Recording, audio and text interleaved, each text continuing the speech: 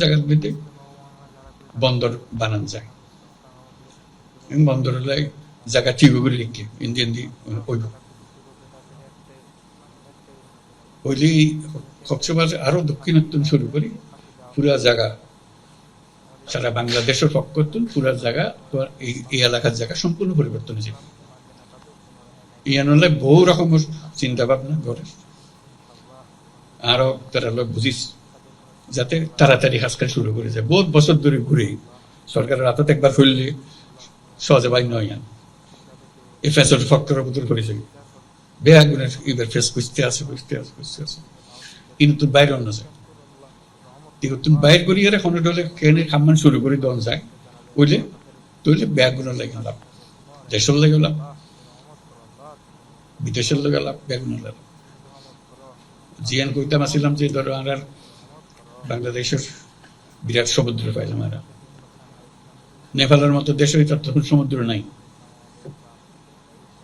ইয়ান তার কোয়াল ভাঙা সমুদ্র নটাই দিয়ে তার দুনিয়ার লয় যোগাযোগ আর নটায় প্রেম করি আর খত মালা নিয়ে যাবে সমুদ্র হইলে আসল জায়গা দুনিয়ার লয় ব্যবসা করেন বললে সমুদ্র লাগে ভুটান লয় জায়গা নেই সমুদ্র নাই আর ভারতের যে সেভেন সিস্টার যে রাজ্যগুলি আছে ইটারেরও নেই তারা বলে আড়াতে আছে তোমার আর সমুদ্র ব্যবহার করো আর ব্যবসা করো তোমারও জীবন পাল্টে যাক আর জীবন পাল্টে যাক এটারও রাজখানি তারা ছাড়া হইতো নাই ছাড়া সে কারণে কক্সবাজারের ভূমিকা বিরাট ভূমিকা কেন করি গরম যাইব অন্যার মনত কি আছে জানিবেন আর কথা হয়ে গেলে নয় অন্যার তো জানিবেন শীত সবাই চাচ্ছি যে লবণ কম খাওয়া এটা একটা স্বাস্থ্যের কারণে সবাইকে উৎসাহিত করা হচ্ছে লবণ কম কম করে খান যাতে শরীর ভালো থাকে কাজে আমাদের চেষ্টা হলো কমানো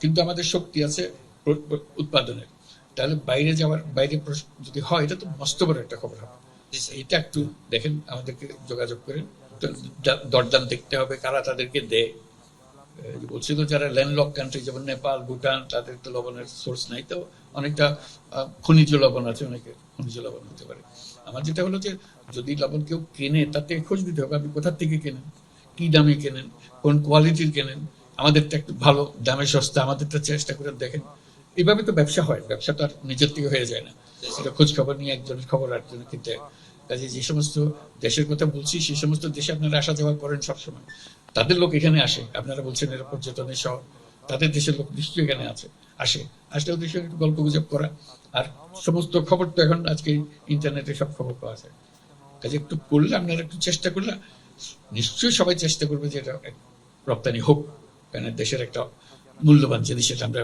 করি আমাদেরকে যদি লবণ কিনে খেতেও আমাদের বহু টাকা লেগেছে আপনারা কষ্ট করে করেন বলে সারা দেশের লবণটা খেতে পারে কাজে সেটা আমরা চেষ্টা করি এটা একটা গুরুত্বপূর্ণ বিষয় এটা আমরা কথাটা যেন হারিয়ে না যায় যদি সম্ভাবনা থাকে আমাদের এটা গ্রহণ করতে হবে আমার একটু খোঁজ খবর দিয়েছে লবণের দোকানে উইন্ড এনার্জির কথা বলা হয়েছিল এটার কি কোনো সম্ভাবনা আছে মানে স্যার আমাদের এখানে উইন্ড এনার্জি আছে স্যার একটা প্রকল্প 32টা উইন্ড মিল আছে স্যার এখানে স্যার 50 মেগাওয়াট এখন স্যার ন্যাশনাল গ্রিডে কন্ট্রিবিউট হচ্ছে এটা হলো ট্রায়াল বেসিসে বড় আকারে করার কোনো সুযোগ আছে মনে হয় এখানে বাংলাদেশের এর উত্তরে আর কোনো এরকম বায়ু প্রবাহ নাই ব্যাগ নাই যেটার কারণে আমরা এই বায়ু শক্তি পেতে পারি কক্সবাজারে একটা সম্ভাবনা আছে কক্সবাজার এবং এর থেকে দক্ষিণে আরো বেশি সম্ভাবনা এটা যদি কারো কোনো অভিজ্ঞতা থাকে যেহেতু তুমি জলবায়ু নিয়ে কাজ করো একটু খোঁজ নাও তাহলে এটার প্রতি আমাদের আকর্ষণ থাকবে কি ধরনের নতুন প্রযুক্তি আছে সেটা ব্যবহার করতে হবে আর যেহেতু তুমি তরুণদের মধ্যে এইসব কাজ করছো আর এই তারুণ্যের উৎসবটা চালু রাখাটা বন্ধ না করে যাতে আরো নানা রকমের খেলাধুলা আরো নানা রকমের প্রতিযোগিতা ইত্যাদি হতে পারে গল্প শিক্ষা প্রতিযোগিতা খেলাধুলার প্রতিযোগিতা ছাড়াও গল্প লেখার প্রতিযোগিতা গল্প বলার প্রতিযোগিতা তারুণ্য যা যা পছন্দ করে ডিজাইন প্রতিযোগিতা ক্রিয়েটিভ আর্টস প্রতিযোগিতা ইত্যাদি এগুলো করার জন্য তো তোমরা মনে করলে আমরা সেটা চালু রাখবো যাতে করে বাকি বছরের বাকি মাসগুলো যেগুলো আছে তার জন্য আমরা একটা প্রকল্প নিয়ে আসতে পারি এই ব্যাপারে পরামর্শ থাকলে আমাদেরকে বলো আমরা সেগুলো গ্রহণ করে সবাইকে জানিয়ে দেবো এইভাবে করতে পারি প্রত্যেক জেলা নিজস্ব পদ্ধতিতে করবে যাতে করে সবাই অংশগ্রহণের সুযোগ পায়, কেউ যেন বাদ করে না যায় যে একজন এটা করে না বলে সে বাদ করে, কিন্তু সে আরেকটা কাজ করে, সেটাকে নিয়ে আমরা প্রতিযোগিতার মধ্যে যেতে পারি। এটা উৎসাহ দেওয়া, যে একজনের কৃতিত্ব দেখালে সবাই মিলে আমরা হাততালি দিই, উৎসাহ দেখায়, খুশি হই, এটা তার ভালো লাগে। তো সেই কাজটা যেন আমরা করতে পারি। শুধু দৃষ্টি আকর্ষণ করার জন্য যে একটা, অনেকগুলোর মধ্যে একটা, যে হাসপাতালের কথা বললেন, যে হাসপাতালটা সব জায়গাতে হাসপাতাল দরকার, এতে কোনো সন্দেহ নেই।